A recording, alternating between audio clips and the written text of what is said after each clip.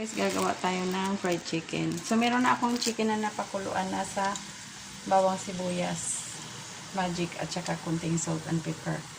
So, dito meron na akong flour na may cornstarch, na may salt and pepper, at saka magic sarap. Dito naman, sa egg, beaten egg na may cold water, tsaka kunting magic sarap. Dito naman, ito yung breadcrumbs na may kunting spices, Italian seasoning, at saka salt and pepper. Tapos may kunting magic sarap din. So, mag-start na tayo guys, kasi kumulo na yung mantika ko. Ayan, na-ready na ang mantika. So, ang mantika merong nakalitaw na 2 pirasong bawang. Binik-bik na bawang yun para malasa sa mabango ang fried chicken natin. Pwede namang idirekta sa sa oil yung hilaw na manok, pero mas maganda kung luto kasi malayo tayo sa salmonella virus. Alam mo yung salmonella virus, nakakabigay ng sakit sa ulo yan. So, ang paglalagay ng breading nito ay flour, tapos egg, tapos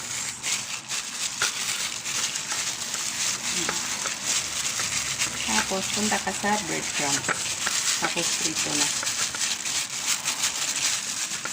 So, ganun lang.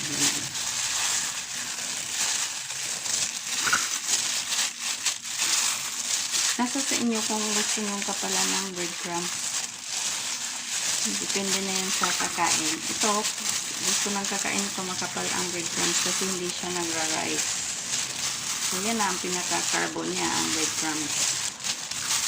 Kasi ang breadcrumbs ay pinapigas na tinapay, tapos giniling sa food processor. So, iprito na natin guys. Ayan, kumukulo na yung mantika ko. Usok na usok na. Ayan. Pag ganyan ang mantika, hinaan nyo muna ang apoy. Yung hinang-hinang-hina talaga. As in. Ayan. So, meron pa akong iba sa another batch na lang yan. Kasi pag iniwanan natin to, sunog na to dahil sobrang init na ng mantika. Mabot na ng 100 degrees. Ayun, sunog na ang garlic. So, sorry, hindi ko nabantayan. Malakas pa lang apoy ko. Pero tama lang naman pagkaluto. At least, kahit ganyan ang nangyari, luto na yung manok natin. So, natin to worry sa loob, wala nang dugo yan dahil lutong-luto na talaga yan. Malalaman nyo pag luto ng manok, nakabuka na yung balat niya dito banda, dito. Pag nakabuka na yan, ibig sabihin lutong-luto na talaga. So, may lasa na yan.